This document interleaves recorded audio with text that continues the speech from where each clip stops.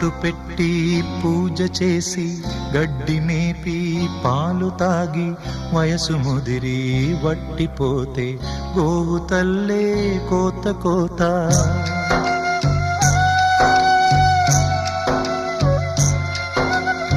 బొట్టు పెట్టి పూజ చేసి గడ్డి మేపి పాలు తాగి వయసు ముదిరి వట్టిపోతే గోవు తల్లే కోత కోత. విత్తు నాటి చెట్టు పెంచితే చెట్టు పెరిగి పళ్ళు పంచితే